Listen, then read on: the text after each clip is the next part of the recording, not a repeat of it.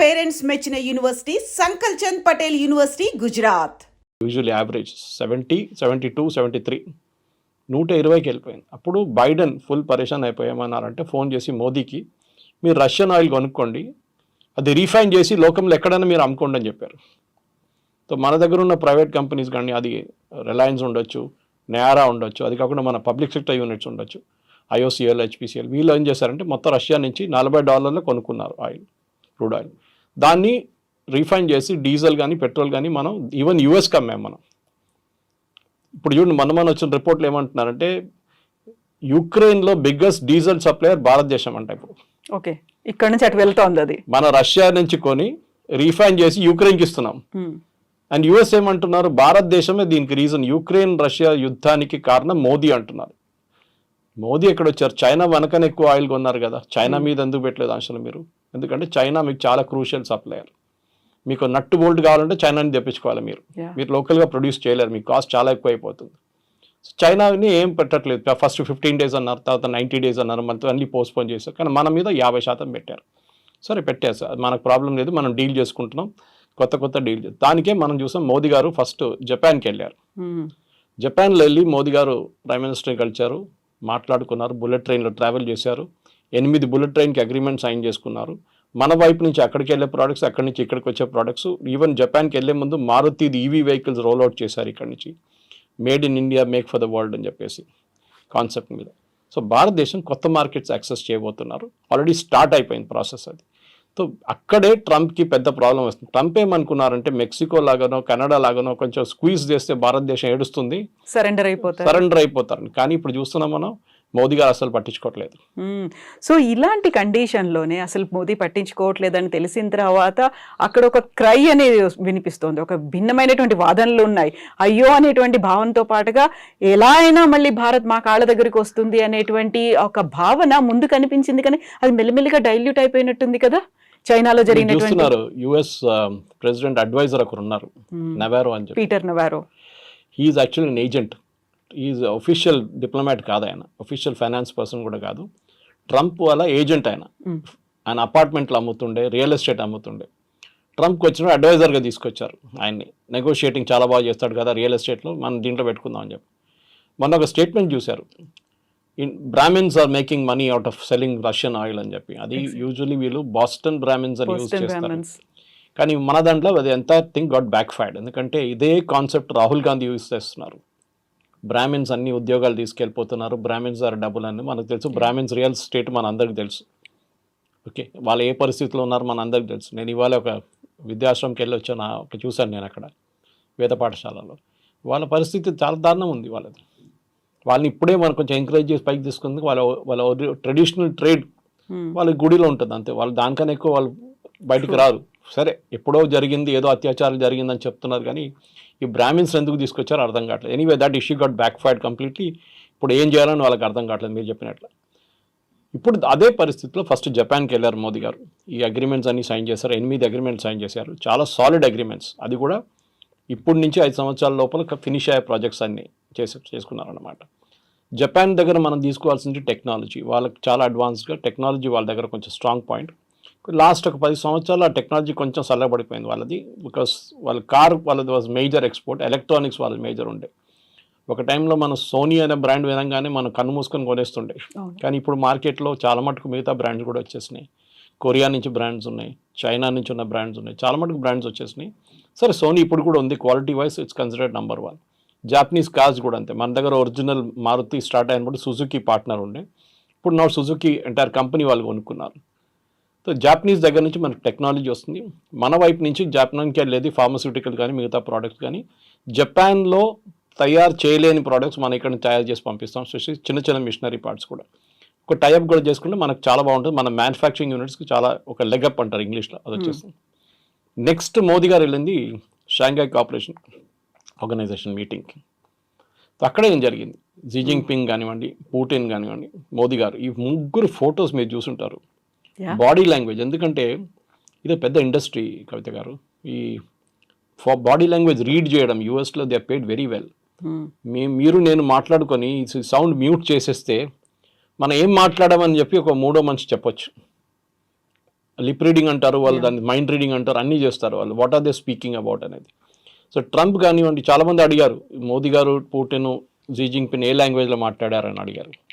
వాళ్ళు పక్కనే ట్రాన్స్లేటర్స్ ఉంటారు, వాళ్ళు ఇయర్ షాట్లో ఉంటారు, అంటే ఫోటో ఫ్రేమ్ కన్నా కొంచెం బయట నిలబడతారు కావాలని చెప్పి వాళ్ళని అట్లానే ట్రైన్ చేశారు వాళ్ళని. అది కాకుండా ఇంకో చాలా ఇంపార్టెంట్ ఫోటో మనం చూసాం. పుటిన్ అండ్ మోదీ, పుటిన్ కార్లో ట్రావెల్ చేస్తున్నారు. ఇట్స్ న్యూక్లియర్ ప్రూఫ్ కార్ అది. దాని మీద మీరు న్యూక్లియర్ బాంబు వేస్తే కూడా ఏం కాదు ఆ కార్కి. అట్లాంటి ప్రోడక్ట్. ఎందుకంటే బాంబ్ ప్రూఫ్ అంటే అందరు తయారు చేస్తారు. ఇప్పుడు మన తెలంగాణలో ఉంది బాంబ్ ప్రూఫ్ కార్లు. But that is a nuclear కానీ even bio hazard it can handle అన్నమాట. బయోవార్ జరిగితే కూడా ద కార్కి ఇంపాక్ట్ ఉండదు. మోదీ కోసం ఫస్ట్ మనం చూసే ఒఫీషియల్ న్యూస్ ఇది, మనం పర్సనల్ చెప్పట్లేదు, ఏదో బీజేపీ వాళ్ళు చెప్పారు, ఆర్ఎస్ఎస్ వాళ్ళు చెప్పలేదు. కానీ పుటిన్ 10 నిమిషాలు మోదీ గారి కోసం వెయిట్ చేశారంట. కొంచెం లేట్ అయిపోయింది మోదీ గారు రావడానికి హోటల్ నుంచి. దాని తర్వాత వాళ్ళిద్దరు కార్లు వెళ్ళిన తర్వాత వెన్యూకి చేరుకున్నప్పుడు కూడా, ఎస్సీఓ వెన్యూకి చేరుకున్నప్పుడు కూడా మళ్ళీ 15 నిమిషాలు కార్ లోపల కూర్చొని మాట్లాడారంట. ఆఫ్ కోర్స్ ట్రాన్స్లేటర్స్ ఉంటారు కార్లో, వాళ్ళకని కాన్ఫిడెన్షియల్ ఉంటుంది, భయం మాట్లాడారు మనకేం తెలియదు. సో ఆబ్వియస్లీ ఆ బాడీ లాంగ్వేజ్ పుటిన్ కానీ మోదీ కానీ, అదే టైంలో జీ జింగ్పిన్ అండ్ మోదీ, వీళ్ళు ముగ్గురు ఒక ఆల్టర్నేటివ్ ఫ్రంట్ ఫామ్ చేస్తున్నారు. యుఎస్ చేస్తున్న బ్లాక్మెయిల్ వాళ్ళిద్దరు కూడా ఇంపాక్ట్ అయింది. రష్యాకి ఇంపాక్ట్ అయింది ఎప్పటి నుంచో, చైనాకు కూడా ఇంపాక్ట్ అవుతుంది ఇప్పుడు. సో ఒక ట్రంప్ని ఒక లెసన్ నేర్పియాలని చెప్పి వీళ్ళు డిసైడ్ చేసుకున్నారు. దాంట్లో 2-3 రూట్స్లో చేయొచ్చు. ఒకటి ఈ ముగ్గురు రాష్ట్రాలు కలుపుకుంటే, రష్యా, ఇండియా, చైనా కలుపుకుంటే 36% మన వరల్డ్ జీడిపి వాళ్ళ దగ్గర ఉంది. ఓకే, అప్రాక్సిమేట్లీ $1 trillion కూడా it's I think around $36 trillion trade ఉంది వాళ్ళ దగ్గర. అది కాకుండా అన్నిటికంటే ఇంపార్టెంట్ ఏంటంటే వీళ్ళు ఒక ఆల్టర్నేటివ్ స్విఫ్ట్ సిస్టమ్, అంటే అమెరికా డాలర్ టర్మ్స్లోనే అన్ని మాట్లాడతారు. మీకు గుర్తుంది కవిత గారు, ఇది బ్రిక్స్ వచ్చినప్పుడు లాస్ట్ ఒక 6 నెలల ముందు ట్రంప్ వచ్చినప్పుడే ఇమ్మీడియట్గా ట్రంప్ థ్రెటన్ చేశారు సౌత్ ఆఫ్రికాని, బ్రెజిల్ని, మీరు ఆల్టర్నేట్ కరెన్సీ తీసుకొస్తే మీ పని నేను చూసుకుంటానులే అని చెప్పేసి. అవును, ఎందుకంటే భయం ఏంటంటే డాలర్ని రీప్లేస్ చేసేస్తే డాలర్ విలువ పోతుంది మొత్తం కంప్లీట్గా. ఆల్రెడీ చాలా వీక్ అయిపోయింది డాలర్. మనం ఇండియన్ రూపీతో కంపేర్ చేయకూడదు, బికాజ్ ఇండియన్ రూపీ చాలా వీక్ అయింది. కానీ ఆల్ కరెన్సీస్ వీక్ అయింది అంటే అన్నిటికంటే తక్కువ ఇండియన్ రూపీ. మీరు బ్రిటిష్ పౌండ్తో కంపేర్ చేయండి డాలర్ పడిపోయింది యాక్చువల్లీ విలువలో. ఎనీవే అది మనకు సబ్జెక్ట్ మ్యాటర్ కాదు. కానీ మన ఇక్కడ అంటే ఆల్టర్నేటివ్ పేమెంట్ సిస్టమ్ ఒకటి ఫామ్ చేయాలి. మనం ఇది ఎప్పుడు చూసామంటే ఫస్ట్ ఇరాన్ మనకి ఆయిల్ మనం కొనుక్కున్నప్పుడు వీళ్ళు ఇరాన్ మీద ఆంక్షలు పెట్టారు. ఎవరు? యుఎస్. వీళ్ళు న్యూక్లియర్ ప్లాంట్లో మిసైల్స్ తయారు చేస్తున్నారు అది ఇది చెప్పి. మనం ఏం చేసాం? రూపీ పేమెంట్ చేసాం ఫస్ట్. తర్వాత ఏం చేసాం? బార్టర్ పేమెంట్ చేసాం. వాళ్ళకి బియ్యం కావాలంటే మనం వాళ్ళకి బియ్యం ఇచ్చాం, వాళ్ళు మనకు ఆయిల్ ఇచ్చారు. దాని తర్వాత యూఎస్ వచ్చి మళ్ళీ స్ట్రిక్ట్ చేశారు, మీరు ఇంకా చేస్తే మిమ్మల్ని అది చేస్తాం అని చెప్తే సరే మనం అక్కడి నుంచి క్లోజ్గా ఇరాన్ని బంద్ చేసేసాం ఆయిల్ సప్లై. మళ్ళీ రష్యా నుంచి మొదలుపెట్టాం, రష్యా నుంచి కొనుక్కుంటున్నాం. ఇది డాలర్ని ఆపడానికి కూడా మనం చాలా మటుకు సహాయం చేసాం. కానీ ఇప్పుడు we will not help them at all. Dollar free float కానివ్వండి, డాలర్ ఎక్కడ పోతే అది పోనివ్వండి, మనకు ప్రాబ్లం లేదు. ఆయిల్ ప్రైస్ కూడా నేను చెప్పినట్లు బైడెన్ ఏం చెప్పారు, ఆ టైంలో ఆయిల్ ప్రైస్ హోల్డ్ చేయండి, ఇండియా ఇట్లా రీఫైన్ చేసి పంపిస్తే ఆయిల్ ప్రైస్ $70-80 ఉంటుంది, లేకుంటే $200 వెళ్తుండే అని చెప్పి యుఎస్ ఎకానమిస్టే చెప్తున్నారు. భారతదేశం ఇంటర్ఫియర్ కాకపోతే రష్యన్ ఆయిల్తోని world wide crude oil prices $200 వెళ్ళిపోతుంటే మొత్తం వరల్డ్ ఎకానమీ దెబ్బతింటుండే. సో భారతదేశాన్ని అప్రిషియేట్ చేయకుండా ట్రంప్ ఏమో మన మీద ఆంక్షలు విధిస్తున్నారు. మీరు తీసుకొని యుక్రెయిన్ రష్యా వార్లో పెడతారు. రష్యా ఆయిల్ అమ్మితే కూడా చైనాకి అమ్ముతున్నారు కదా, వాళ్ళు డబ్బులు ఇస్తారు కదా. టర్కీ తీసుకుంటున్నారు, టర్కీ నేను చెప్పట్లేదు, ఎందుకంటే మిడిల్ ఈస్ట్లో టర్కీ పనికి వస్తారు. ఇదంతా ట్రంప్ ఆడే గేమ్ అనమాట. దీంట్లో అన్నిటికంటే ఇంపార్టెంట్ కవిత గుర్తుపెట్టుకోవాలి, టఫ్గా ఉన్న నేషన్స్ మనం టఫ్గా యాక్ట్ చేస్తే వాళ్ళు అసలు ఏం చేయరు, భయపడతారు. యుఎస్ వీక్ నేషన్స్ని మొత్తం షుగర్ కేన్ జ్యూస్ మన చేస్తాం పిండేసి అట్లా పిండి చేసుకుంటారు వాళ్ళు. మెక్సికోని చూసినప్పుడు ఏమంటున్నారు, మెక్సికోని ఫస్ట్ ఒక టారిఫ్ అన్నారు, మళ్ళీ నెక్స్ట్ టారిఫ్ అన్నారు. ఇప్పుడు ట్రంప్ నిన్న స్టేట్మెంట్ ఇచ్చారు, ఏంటంటే మనం ఏం కావాలంటే చేసుకుంటే ఏం చేయలేరు మెక్సికో అని చెప్పి. మెక్సికో ఏం చేయలేరంట, మనం ఏం కావాలంటే చేసుకుంటాం మనం, మెక్సికో నేను చెప్పేది వింటారు వాళ్ళని. ఆలోచించండి వాళ్ళ పరిస్థితి, హెల్ప్లెస్ కంప్లీట్లీ. సో ఆ పరిస్థితికి మనం రాకుండా మోదీ గారు టఫ్గా ఉంటున్నారు. కానీ మన దేశంలో ఒకటే పార్టీ ప్రాబ్లం వీళ్ళకందరికీ, కాంగ్రెస్ ఏమో మోదీ గారు ఏం చేస్తే దాన్ని వ్యతిరేకిస్తారు. యూఎస్తో ఫ్రెండ్షిప్ పెట్టుకుంటే యూఎస్ ఫ్రెండ్షిప్ పెట్టుకున్నారంటారు. ఇప్పుడు యూఎస్తో కాకపోతే మళ్ళీ యూఎస్ ఎందుకు మీరు ట్రంప్తో ఎందుకు గొడవ పెట్టుకుంటా అంటారు. చైనాతో ఎందుకు పెట్టుకున్నారు మీరు అంటారు. కాంగ్రెస్ ఒక కన్ఫ్యూజ్ పాలసీ ఉంది. కానీ మోదీ గారు చాలా డెలిబరేట్గా మన కొత్త మార్కెట్స్ కోసం. అది యూ ఉండొచ్చు, యూకే ఆల్రెడీ మనం FTA సైన్ చేసాం, యూరోపియన్ ట్రేడ్ బ్లాక్ సైన్ చేసేసాం మొన్న. ఇదన్నీ చూస్తే మనం మన డాలర్ని ఈజీగా టర్న్ చేయొచ్చు. ఒక ఎగ్జాంపుల్ ఇస్తాను మీకు.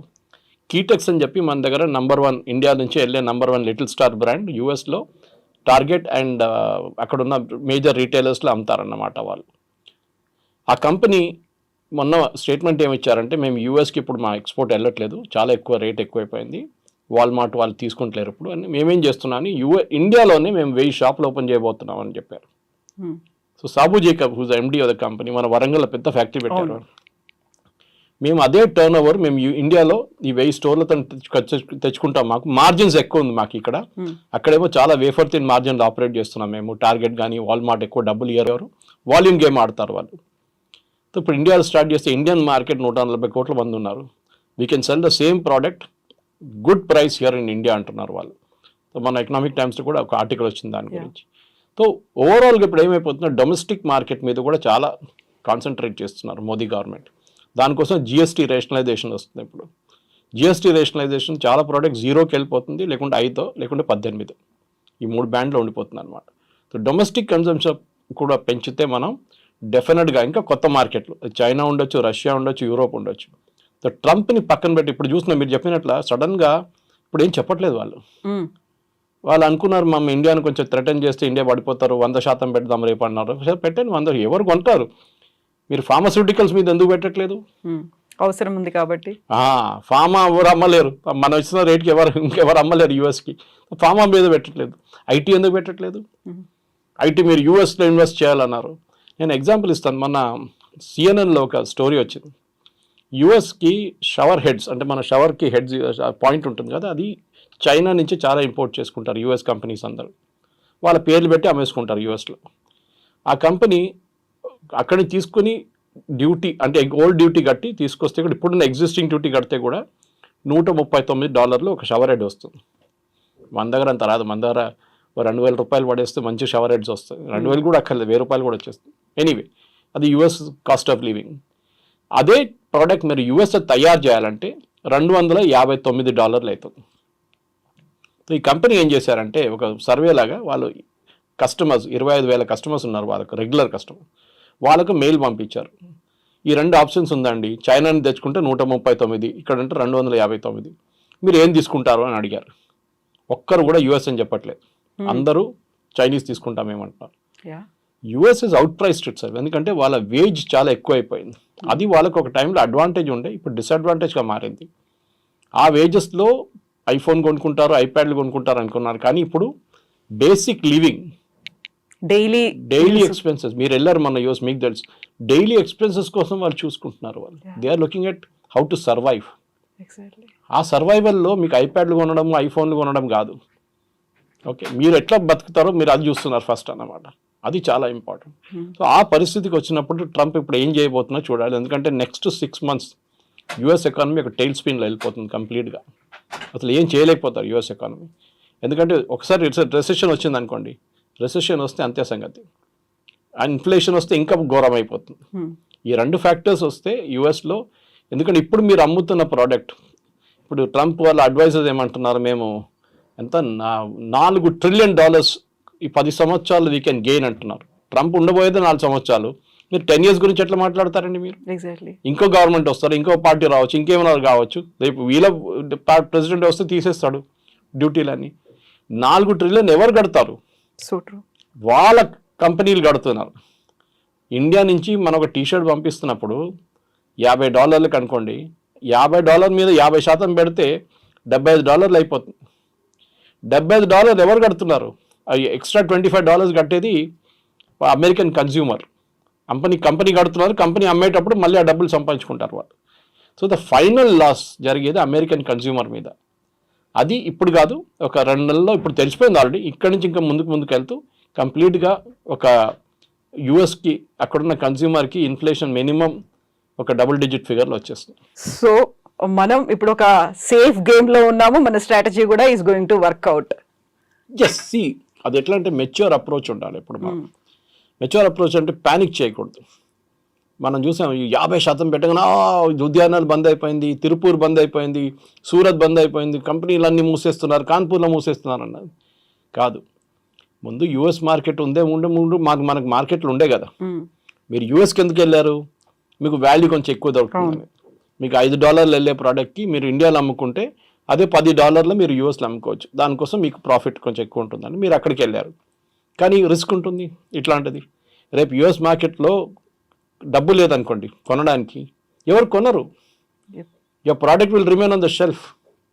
ఎక్స్పోర్టర్ అక్కడ ఇంపోర్ట్ చేస్తున్నాడు బంద్ చేసేస్తాడు, మార్కెట్ ఖతం అయిపోయిందని దివాలా అయిపోతాడు.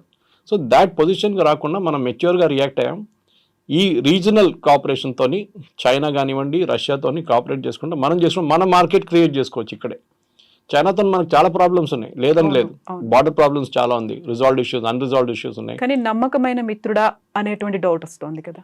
అది ఇంగ్లీష్లో అంటారు, యువర్ ఎనిమీస్ మై ఫ్రెండ్ అంటారు. ఓకే, మీరు ప్రయారిటీ ఏంటి ఇప్పుడు? ఓకే, నమ్మకం ఉందంటే ఎవరు నమ్మచ్చు? యూఎస్ నమ్మచ్చా? నమ్మలేం కదా. 71లో ఇదేలాగా మన మీద శాంక్షన్స్ పెట్టారు. వాజ్పేయి గారు పోఖ్రాన్ 2 చేసినప్పుడు శాంక్షన్స్ పెట్టారు. Sanctions, not tariff. శాంక్షన్స్ అంటే మీరు కొనలేరు, అమ్మలేరు, ఆంక్షలు కంప్లీట్గా. ఆలోచించండి, థమ్స్అప్ ఎట్లా వచ్చింది పైకి? ఆ స్టోరీ ఇంకోటి ఇది. దట్ ఈస్ బికాజ్ కోకోకోలాని జార్జ్ ఫెర్నాండెస్ భారత్ చేసిన తరిమి కొడితే థమ్స్అప్ పైకి వచ్చింది ఆ టైంలో. మనం డొమెస్టిక్ ప్రొడక్ట్స్ ఎన్ని క్రియేట్ చేసాం మనం అట్లాంటిది. ఇప్పుడు యూఎస్ ప్రొడక్ట్స్ ఎన్ని వాడుతున్నాం మనం? రెస్టారెంట్ పాసిబ్లీ మెక్డానల్డ్స్ కానివ్వండి, కేఎఫ్సీ కానివ్వండి, పెప్సీ కానివ్వండి, కోక్ అని అనొచ్చు. మిగతా ఏం కొంటున్నాం మనం US products? We don't have any major share. Nike shoes అని చెప్పొచ్చు. Okay, they are all made in India. ఇప్పుడు రాయల్టీ చేస్తున్నారేమో, అది ఇంకో మాట. అది కానీ the main point right now, భారతదేశానికి కొత్త మార్కెట్స్ ఓపెన్ అయి చేస్తున్నారు. మోదీ గారు టిపికల్ సేల్స్మెన్ లాగా తిరుగుతున్నారు. అదే ప్రధానమంత్రి పని, ప్రెసిడెంట్ పని అదే. ఏ దేశమైనా చూడండి, మ్యాక్రాన్ ఇండియాకి వచ్చినప్పుడు ఫస్ట్ వాళ్ళ ఎయిర్క్రాఫ్ట్ అమ్మడానికి ట్రై చేస్తారు. ట్రంప్ ఇక్కడ వెళ్ళితే వాళ్ళ ప్రోడక్ట్స్ అమ్మడానికి ట్రై చేస్తారు. జాపనీస్ ప్రైమ్ మినిస్టర్ అన్నప్పుడు వాళ్ళ కార్లు, వాళ్ళ ఎలక్ట్రానిక్ ప్రోడక్ట్స్ మార్కెట్ చూసుకుంటారు. That is the job. ఇప్పుడున్న ప్రధానమంత్రి కానీ ప్రెసిడెంట్స్ కానీ అంటే యాక్చువల్ రోల్లో ఉన్న వాళ్ళు, నాట్ ద సెరమోనియల్ రోల్. మన దగ్గర president is a ceremonial role, కానీ prime minister is an active role. వాళ్ళ పని ఇది. వాళ్ళ దేశంలో తయారు చేసిన ప్రోడక్ట్స్ని ఇంకో మార్కెట్లో అమ్మడానికి ప్రధానమంత్రి ఈజ్ ద బెస్ట్ సేల్స్మెన్. ఆయన చేయనియండి, 6 నెలలు వెయిట్ చేయండి, అప్పుడు చూడండి. తర్వాత ట్రంపే దిగొస్తారు. 6 నెలలు అక్కర్లేదు, 3 నెలలు దిగొస్తారు. ఎందుకంటే ఇక సీన్ దట్ బ్లాక్మెయిల్ పనిచేయట్లేదు, వీళ్ళు పట్టించుకోరు మమ్మల్ని. మళ్ళీ ఏం చేసుకుంటాం మనం? చాలా జానేదో అని చెప్పి మళ్ళీ రిటర్న్ తీసుకుంటారు. లేకుంటే వాళ్ళు రష్యాతో వెళ్ళిపోతారు, చైనాతో వెళ్ళిపోతారు, మాకు ఇంకా పెద్ద ప్రాబ్లం అదని చెప్పేసి. ట్రంప్కు అన్నిటికంటే పెద్ద భయం అది ఒకటే. వీళ్ళు ముగ్గురు కలిస్తే ఇంకొక ఆల్టర్నేట్ బ్లాక్ అయిపోతుంది. అది చాలా పెద్ద థ్రెట్ యూఎస్కి అనమాట. సో దానికోసం he will have to do a climb down. Problem is ట్రంప్కి సొంత ఒపీనియన్ లేదు. వాళ్ళ చుట్టుపక్కల అడ్వైజర్స్ ఉన్నారు చూడండి, ఆల్ హాట్ హెడెడ్ ఫెలోస్. వాళ్ళు ఇస్తున్న అడ్వైజ్ మీద నడుస్తున్నారు. బాంబు వేయాలంటే బాంబు వేసేస్తాడు, బాంబు వద్దంటే బాంబు తీసేస్తాడు, 25 పెట్టమంటే 25 పెడతాడు, 50 తీస్తే 50 తీసేస్తాడు. ఒక స్టెబిలిటీ లేదు. ఈవెన్ యూఎస్ కంపెనీస్ అదే అంటున్నారు. యూఎస్ కంపెనీ మొన్న కూడా 2 గైడెన్స్ ఇచ్చారు. వాళ్ళు ఏమంటున్నారు, వీ నీడ్ ప్రెడిక్టబిలిటీ. మీరు స్టేబుల్గా చేయండి, చేయొద్దని చెప్పట్లేదు, ట్రంప్ గారు అంటున్నారు. కానీ బీ స్టేబుల్ అబౌట్ ఇట్. ఒక వారం అంటారు, మళ్ళీ నెక్స్ట్ వీక్ వచ్చి ఇంకో మాట అంటారు. ఒక ప్రెసిడెంట్ కాను, ఎస్పెషల్లీ యూఎస్ ప్రెసిడెంట్ కానప్పుడు చాలా స్టేబుల్ ఉండాలి థింకింగ్లో. ఎందుకంటే మీ చెప్పిన ఒక్కొక్క వర్డ్ ఇంటర్నేషనల్ మార్కెట్లో చాలా పెద్ద రామిఫికేషన్ క్రియేట్ చేస్తుంది. సో దానికోసం ట్రంప్ని ఇప్పుడు ఏవో సీరియస్గా తీసుకుంటలేరు. So much so vice president మన జేడీ వాన్స్ ఒక స్టేట్మెంట్ ఇచ్చినప్పుడు అందరూ ఎక్సైట్ అయిపోయారు. ట్రంప్కి ఏమైనా ఉంటే నేను ఉన్నాను కదా, నేను ప్రెసిడెంట్ అయిపోతానన్నారు. ఎమర్జెన్సీ టైంలో ఐఎమ్ దేర్ అనేమాట. ఆలోచించండి. Why did you have to say it? ఎందుకు చెప్పారో ఎవరికి అర్థం కావట్లేదు. చెప్పారు కానీ దాని పెద్ద ఇష్యూ అయిపోయింది. మళ్ళీ ట్రంప్ పోతున్నాడా ఉంటాడా అని చెప్పేసి. మిడ్ టర్మ్ పోల్స్ రాబోతుంది యూఎస్లో. మిడ్ టర్మ్ వస్తుంది నెక్స్ట్ 1 yearలో. ఆ మిడ్ టర్మ్లో డెఫినెట్గా రిపబ్లికన్స్ ఓడిపోతారు. అప్పుడు ఏం చేస్తారు? ట్రంప్కి సెనెట్లో మెజారిటీ ఉండదు, కాంగ్రెస్లో మెజారిటీ ఉండదు, బిల్స్ పాస్ చేయలేరు. Then what he'll do? ఆయనకు దిగ రావాల్సి వస్తుంది. He will have to bring back everything. Initially dose తీసుకొచ్చిన ఏమని చెప్పారు, మేము ఇన్ని ట్రిలియన్స్ సేవ్ చేస్తా అన్నారు. ఇప్పుడు దాని గురించి అస్సలు మాట్లాడలేదు. Nothing was saved, only drama ఉండేది. ఇప్పుడు ఆ డ్రామా కూడా పోయింది. ఇది కొత్త డ్రామా ఇప్పుడు నడుస్తుంది. And don't forget to subscribe to iDream. And for more videos, please subscribe to iDream. Please subscribe to iDream. Please subscribe iDream. And please subscribe to iDream. For more videos, subscribe to iDream. please like, share and subscribe to the channel. Congratulations, iDream. Subscribe to iDream. Subscribe to iDream. So subscribe to iDream Media. IDream team అందరికీ huge congratulations. Please subscribe iDream Media. Please subscribe to iDream. Subscribe iDream. Please subscribe to iDream. iDream అంటే నా కళల ఛానల్ను subscribe చేసుకున్న నోరు తిరుగుతలేదు, మీరైతే గంట గుర్తు కొట్టండి. For more such videos, please subscribe to iDream.